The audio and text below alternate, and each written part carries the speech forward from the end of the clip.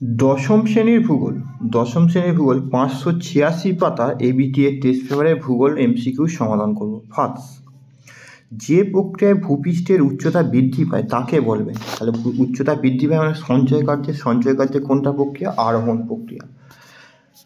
তারপরে তোমার দুইয়েরটা, লবণযুক্ত শিলাস্তরের উপরে নদীর প্রধান ক্ষয় দোবন ক্ষয় কোথায় দেওয়া আছে দেখো, ঘ অপশানে। বার্ষিক উষ্ণতার প্রসার সব থেকে কম, অনেকবার টেস্ট পেপারের সমাধানে পেয়েছি, নিরক্ষীয় জলবায়ু অঞ্চলে আমরা করেছি। তারপরে চারেরটা, অশ্ব অক্ষাংশ অবস্থিত কোথায়? অশ্ব অক্ষাংশ অবস্থিত উপক্রান্তীয় উচ্চচাপ বলয়। অশ্ব অক্ষাংশ যেটা 25 ডিগ্রি থেকে 35 ডিগ্রি উত্তর এবং দক্ষিণে অবস্থিত। ঠিক আছে। তারপরে তোমার হলো 5 নম্বর দিয়েছে, উষ্ণ সমুদ্র স্রোত শীতল সমুদ্র স্রোত যে স্থানে মিলিত হয় তাকে বলা হয় হিমপ্রাচীর, হিমশৈল, হিমানী সম্প্রপাত, হিমগুল্ম। তোমরা করবে ক অপশানটা, হিমপ্রাচীর।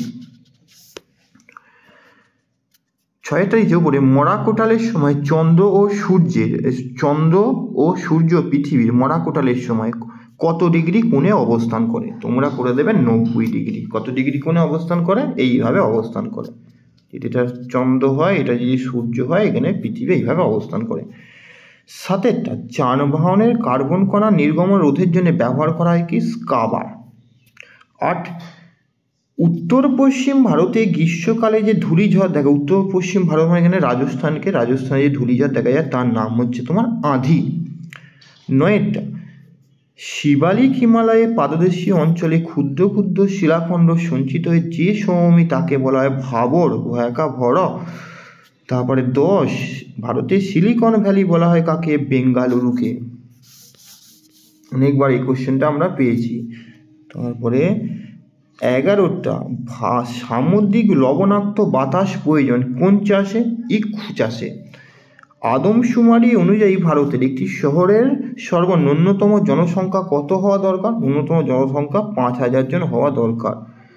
12টা, লৌহ ইস্পাত শিল্পের প্রয়োজনীয় কাঁচামাল দেখো, আকরিক, লোহা, কয়লা, ম্যাঙ্গানিজ সবগুলি প্রযোজ্য। এখানে করে দেবে তুমি সবগুলোই প্রযোজ্য, এখানে তুমি করে দেবে সবগুলোই প্রযোজ্য। তারপরে টোপোগ্রাফিক্যাল মানচিত্রে সমোন্নতি রেখা অঙ্কন করা হয় কি? বাদামি রঙে। কোন রঙেতে? বাদামি রঙেতে। তারপরে নিম্নলিখিত শুদ্ধ এবং অশুদ্ধ নির্ণয় করো। তারপরে প্রথমেরটা, কার্পাস, ফার্স্টে কার্পাস বালি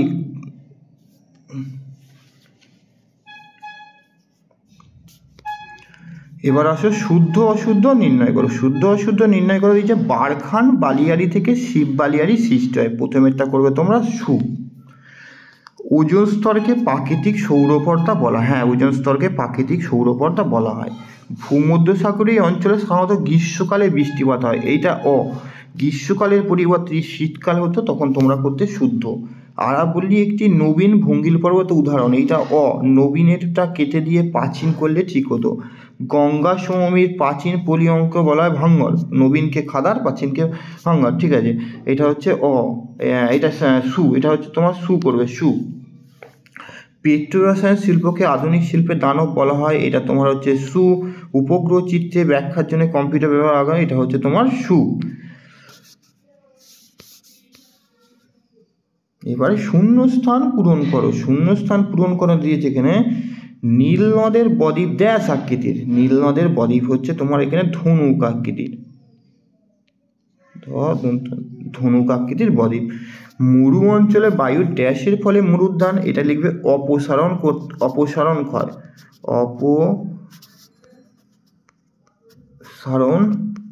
ক্ষয় কাজ, ওই ক্ষয় কাজ দিয়ে আছে অপসারণ ক্ষয়।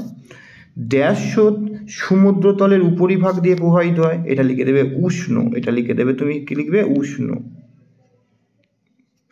তারপরে ভরা কোটালের সময় সমুদ্রের জল মোহনা দিয়ে নদীতে প্রবেশ করে তখন তাকে বলা হয় বান্ডাকা, যে বর্জ্য জল মাটি বাতাসের সঙ্গে মিশে যায় তাকে বলবে তুমি জৈব ভঙ্গুর বর্জ্য, জৈব ভঙ্গুর। ঠিক আছে। ভারতের মূল ভূখণ্ডের দক্ষিণতম অংশের নাম হচ্ছে কন্যাকুমারিকা, রয়সই কয়ে আঁকা। 7, ভারতের মহাকাশ গবেষণা সংস্থা ড্যাশ স্থানে অবস্থিত? বেঙ্গালুরু। বেঙ্গালুরু। এবারে একটি বা দুটি শব্দে উত্তর দাও। আর যে উচ্চভূমি দুটি নদী ব্যবস্থাকে পৃথক করে তার নাম হচ্ছে জলবিভাজিকা। বর্গীয় ল বয়সই ভয়াকা বর্গীয় হস্যই ক্ষয় আঁকা। জলবিভাজিকা।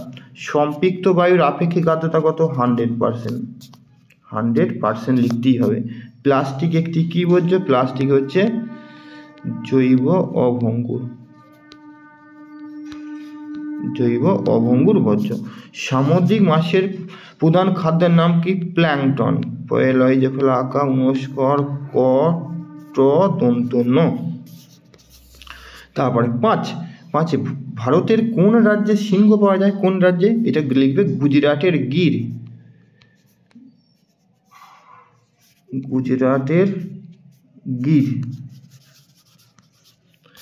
ভারতের একটি জায়িদ শস্যর নাম তোমরা লিখে দেবে আউশ ধান। তোমরা লিখে দেবে আউশ ধান। ভারতের সর্বাধিক জনবহুল রাজ্যের নাম কি? সর্বাধিক জনসংখ্যা যে আছে উত্তরপ্রদেশে। উত্তরপ্রদেশ। আর ভারতের কোন সংস্থা ভূবৈচিত্র্যসূচক মানচিত্র তৈরি করে? Survey of India. SURVEY survey of India. INDIA survey of India. বাম দিকের সাথে ডান দিকের মেলাও। তাল হচ্ছে পশ্চিম হিমালয়ের হ্রদ। ঝুম চাষের মৃত্তিকা ক্ষয়। চিকমাগালুর কফি গবেষণা কেন্দ্র। আর বারাণসীতে হচ্ছে তোমার ডিজেল আর রেল ইঞ্জিন নির্মাণ কেন্দ্র। 2 নম্বরগুলো একবার দেখবে, 3 নম্বরগুলো আর 5 নম্বরগুলো কী কী দিয়েছে। সর্বশেষে ম্যাপ পয়েন্টিংগুলো একবার তোমরা দেখে নেবে। MCQ সমগ্র সমাধান শেষ হলে শেষে ম্যাপ পয়েন্টিং নিয়ে আলোচনা করা হবে এবং তোমাদের শেখানো হবে।